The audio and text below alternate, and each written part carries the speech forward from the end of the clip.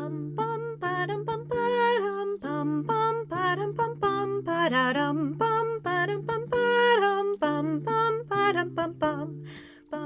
Welcome to Everyday Musicality, the podcast in which we discuss all things related to Gordon's music learning theory and how it can help unlock the inner musician that lives inside of all of us.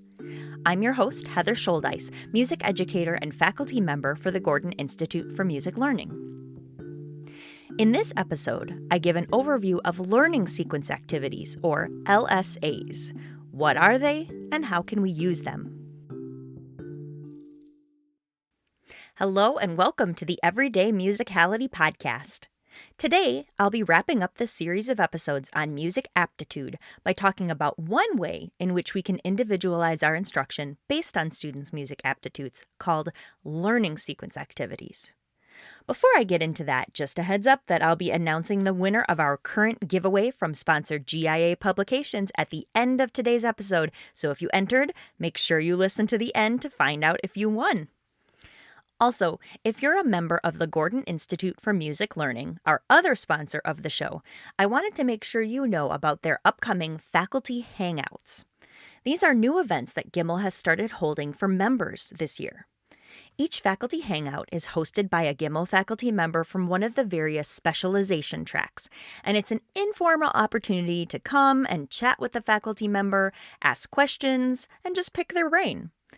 The hangout on May 8th will be hosted by instrumental faculty member Michael Martin, and then the hangout on June 12th will be hosted by elementary general faculty member Jill Reese. Also, don't forget that GIML is hosting their 2-week professional development levels courses at several sites this summer, as well as 1-week online Introduction to Music Learning Theory courses. I'll link to the latest edition of GIML's monthly newsletter called For Your Audiation in the show notes, which gives more information about all these opportunities. Now, let's get into today's topic, which is how we can individualize instruction for our students through learning sequence activities.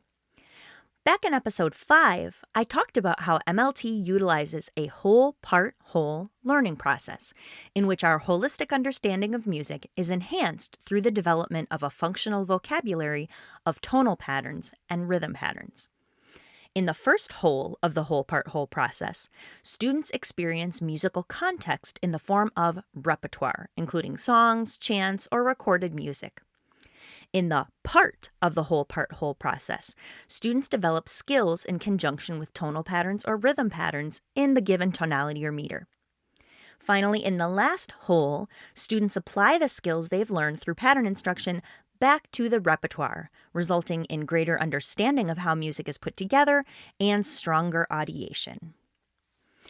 I talked about pattern instruction in general back in episode 8.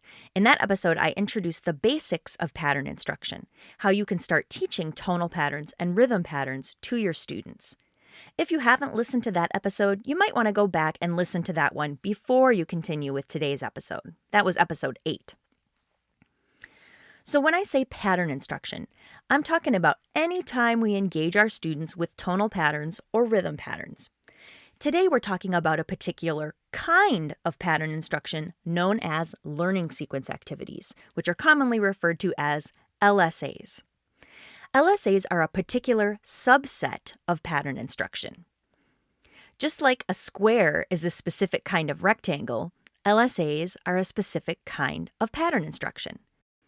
Think back to when we learned shapes in basic geometry. We learned the basic definition of what a rectangle is and what a square is, and we learned that all squares are rectangles, but not all rectangles are squares. Similarly, all learning sequence activities are pattern instruction, but not all pattern instruction is a learning sequence activity. For example, pattern instruction can take place in what we refer to as classroom activities. In MLT, the term classroom activities includes all the typical kinds of learning experiences we would expect to see in a music class. Things like singing songs, playing instruments, listening to recorded music, and doing movement or folk dances. Typically, these things are done in conjunction with repertoire, songs, chants, or recordings. We can incorporate pattern instruction into these classroom activities by interspersing patterns for students to engage with in the context of the song, chant, or recording. For example, if your students are learning to sing a certain piece in choir, you might pause your rehearsal of the piece to sing some tonal patterns in the same tonality and keyality of the piece for students to echo. Or if students are learning a tune they're going to be playing on their instruments in beginning band, you might point out where a familiar rhythm pattern occurs in the tune and have students chant it with rhythm syllables every time it happens during the tune. Or maybe your elementary students are playing the singing game I mentioned in the previous episode, High, High Hill, in which individual students are echoing tonal patterns in solo after each repetition of the song. All of these are examples of pattern instruction that's woven into classroom activities. But these are not learning sequence activities. I've occasionally heard someone use the term LSAs to refer to pattern instruction in general, but just like not all rectangles are squares, not all pattern instruction is a learning sequence activity. So, what is a learning sequence activity? LSAs are a specific mode of pattern instruction that is unique to MLT and a vital component of the whole-part-whole learning process. LSAs provide students with opportunities to focus on and engage with patterns separate from repertoire, and they facilitate the development of a variety of skills through focused pattern instruction that is specifically structured to meet the needs of individual students based on their tonal and rhythm aptitudes. LSAs are typically taught during the first 5 to 10 minutes of each class period, while students are most focused, and then we proceed to holistic musicking via classroom activities for the remainder of the lesson. In this way, students spend regular time developing skills in conjunction with tonal patterns and rhythm patterns, or the parts of music, before applying them to repertoire in classroom activities, or the final whole of the whole-part-whole process. Before I talk about what happens during an LSA, I want to mention that there are specific materials that have been published that outline all the details for teaching LSAs. First, there's the Reference Handbook for Using Learning Sequence Activities.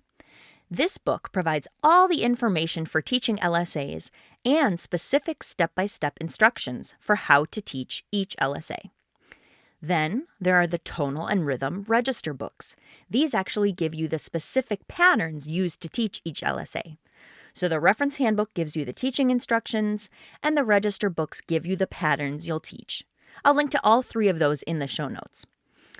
FYI, there are actually 2 volumes of each register book. For example, there's Tonal Register 1 and Tonal Register 2, but I don't think I know anyone who's ever gotten their students to Register Book 2. The sequence of the 2 books was ideally designed to be experienced throughout the duration of many years of learning, such as a school district in which students would experience LSAs across elementary, middle, and high school. Since most of us don't have that kind of setting, most of us only use the first Tonal and Rhythm Register books. Again, I'll link to all those books in the show notes. Getting back to the teaching of LSAs. In each LSA, students interact with tonal patterns or rhythm patterns in conjunction with a specific musical skill. The LSAs are organized into units, each of which corresponds to a particular level of the skill learning sequence. If you're unfamiliar with the skill learning sequence in MLT, I talked about that back in episode 9. Most LSA units include 2 or more sections, each divided into 1 or more criteria. These sections and criteria typically encompass 2 different tonalities or meters and 1 or more specific skills, like echoing patterns, singing resting tone, labeling function, and so on. So each LSA page is labeled with a unit number, a section letter, and a criterion number, which many MLT practitioners abbreviate.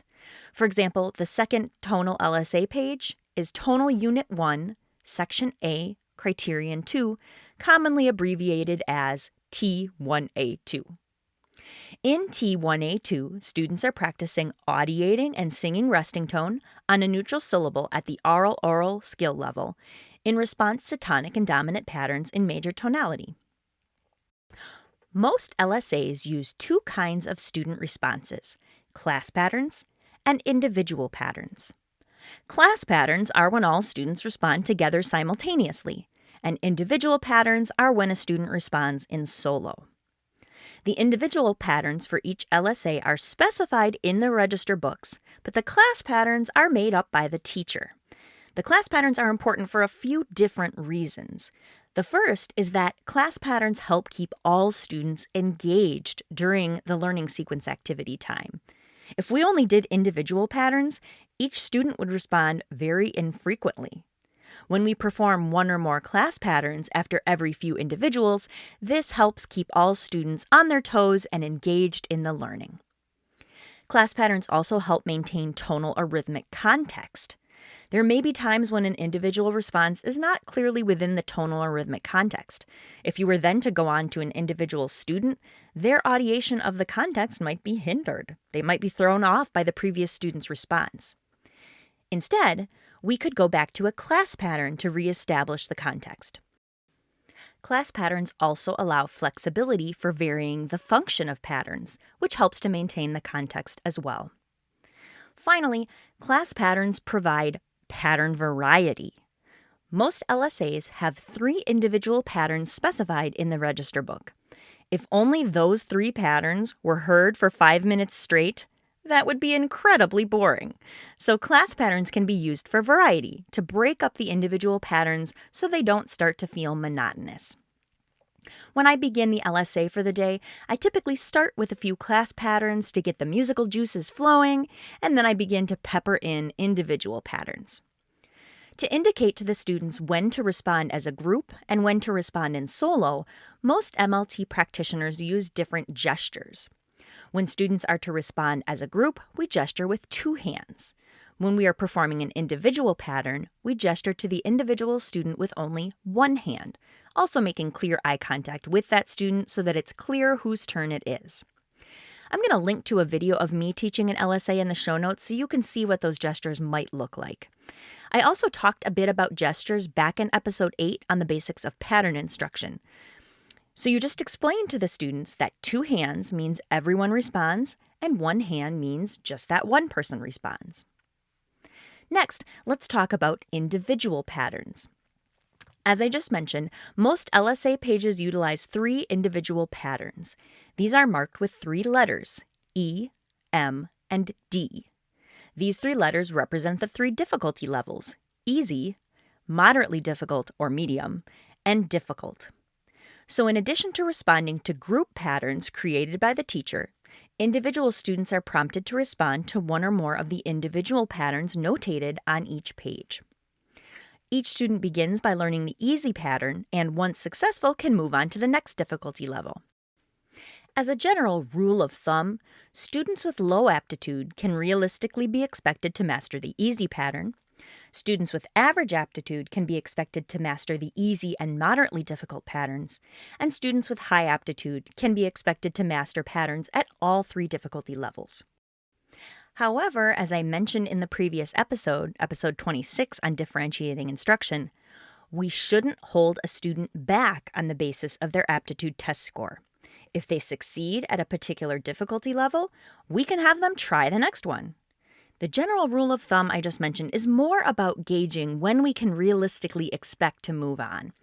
It wouldn't be realistic to keep teaching a page until every single student could perform the difficult pattern. Instead, we can look to see which students have achieved at the difficulty level predicted by their music aptitude, and if about 80% of the class has done so, then we can feel comfortable moving on to the next page. Truth be told, there may be pages where you choose to move on before 80% of the class has reached their target difficulty level, but we'll save that discussion for another day. I'm hoping to do a deep dive for MLT nerds on LSAs in a future episode, possibly with a guest or 2. I want to mention one more thing about individual patterns before I wrap up, and this is in response to an email question I received. Remember, I'm hoping to do a Q&A episode soon and asked you to submit your MLT-related questions to me at everydaymusicality@gmail.com. And I've already received a handful of questions. One of those was from Ryan, who wrote, I have a question for you in the podcast. When completing an LSA page, does every student receive the easy pattern no matter their aptitude? Can I give the students with average and high aptitude just the medium and difficult patterns respectively? I'd love some advice on great LSA practices. Good question, Ryan. To answer Ryan's question, when completing an LSA page, every student should start with the easy pattern. It's not just a matter of students with higher aptitude learning more difficult patterns, they also learn more patterns in order to keep them challenged. Also, students with higher aptitudes often will need fewer attempts to achieve success with a particular pattern. In my experience, many high aptitude students are able to achieve success with a pattern on their first try, while some students with lower aptitude may need multiple attempts to achieve success, even on the easy pattern. So by responding to more patterns, students with higher aptitudes are allowed a similar number of individual responses as students who may need multiple attempts with a particular difficulty level. So yes, every student should start with the easy pattern no matter their aptitude test score. But remember, we don't have to limit a student to a particular level.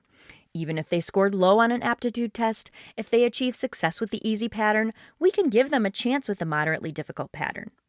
If they score in the average range on the aptitude test and have achieved at the moderately difficult pattern, we can give them a chance to try the difficult pattern. If you want to teach LSAs or are teaching LSAs but feel like you need more guidance, remember the reference handbook for using learning sequence activities has tons of helpful information on how to teach LSAs. For example, on pages 15 and 16 of that book, Gordon wrote about music aptitudes and expectations for using the difficulty levels. There are also guidelines for using class patterns, individual patterns, gestures, and more. Again, I'll link to that reference handbook in the show notes. One more note about individual patterns.